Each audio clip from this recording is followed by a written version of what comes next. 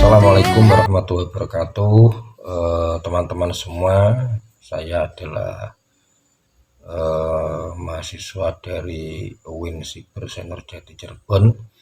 Kali ini saya ingin sedikit mencontohkan kasus aliran psikoanalisis. Di sini saya mencontohkan ada seorang bernama Ani, adalah seorang mahasiswa berusia 20 tahun.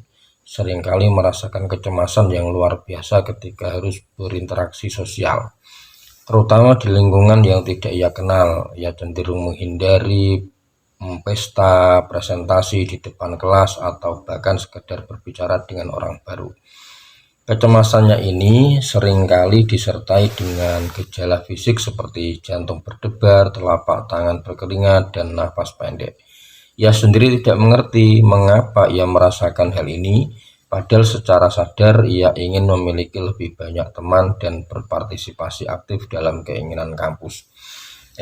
Terkait analisis psikoanalisis, seorang psikoanalisis akan melihat kecemasan sosial ini sebagai manifestasi dari konflik bawah sadar yang belum terselesaikan. Berdasarkan teori psikoanalisis, Freud, beberapa area yang mungkin dieksplorasi adalah: satu, pengalaman masa kecil. Psikoanalisis akan menggali pengalaman Ani di masa kanak-kanak. Apakah ada pengalaman traumatis terkait interaksi sosial? Misalnya, apakah Ani pernah dipermalukan atau diolok-olok di depan umum saat masih kecil? Apakah orang tuanya terlalu kritis atau terlalu protektif sehingga Ani tidak memiliki kesempatan untuk mengembangkan rasa percaya diri dalam bersosialisasi? Yang kedua, mekanisme pertahanan diri. Kecemasan Ani bisa jadi merupakan hasil dari mekanisme pertahanan diri yang tidak sehat. Mungkin ia menggunakan menghindari sebagai cara untuk melindungi egonya dari rasa sakit atau penolakan yang ia takutkan. Meskipun secara sadar ia ingin bersosialisasi, alam bawah sadarnya mendorongnya untuk menarik diri demi menghindari potensi ancaman. Lanjut, yang ketiga adalah dinamika id, ego, dan superego. Id adalah keinginan Ani untuk bersosialisasi, bersenang-senang, dan diterima oleh teman-teman, mungkin merupakan dorongan dari id-nya. Selanjutnya, superego. Mungkin Ani memiliki superego yang terlalu keras, yang menciptakan standar yang tidak realistis tentang bagaimana ia harus berperilaku sosial atau menghukumnya ketika ia merasa tidak sempurna. Ini bisa berasal dari internalisasi norma-norma atau kritik dari figur otoritas di masa lalu. Selanjutnya adalah ego. Ego ini adalah kecemasan yang muncul ketika ego Ani kesulitan menengahi tuntutan id atau keinginan untuk bersosialisasi tadi dengan tuntutan superego atau ketakutan akan kegagalan atau kritik dan realitas eksternal. Selanjutnya, yang keempat adalah konflik bawah sadar.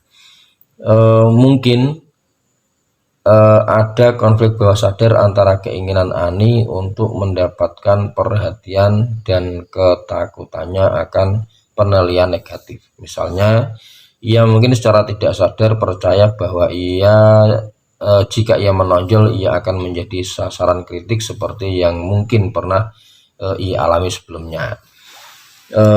Langkah terapi psikoanalisis.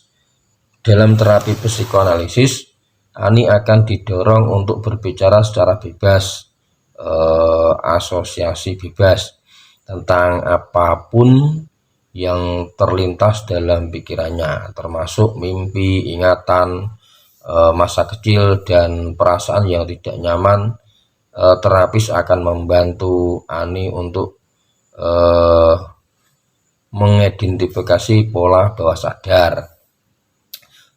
yaitu mengenali pola-pola perilaku dan pemikiran yang berulang yang mungkin berasal dari konflik bawah sadar. Selanjutnya mengurai konflik yang tertekan, yaitu menggali dan memahami peristiwa atau pengalaman masa lalu yang mungkin telah ditekan ke alam bawah sadar dan berkontribusi pada kecemasan saat ini. Selanjutnya membangun wawasan, yaitu membantu Ani mengembangkan wawasan tentang bagaimana pengalaman masa lalu mempengaruhi perilaku dan perasaannya saat ini. Selanjutnya adalah merekonstruksi ego, memperkuat ego Ani sehingga ia dapat menghadapi konflik internal dengan lebih efektif dan mengembangkan mekanisme pertahanan diri yang lebih adaptif.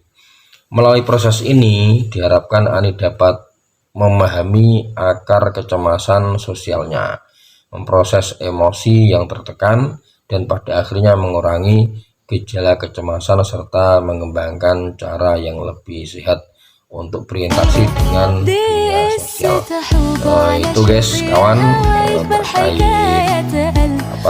terkait contoh kasus aliran psikoanalisis, dan bermanfaat.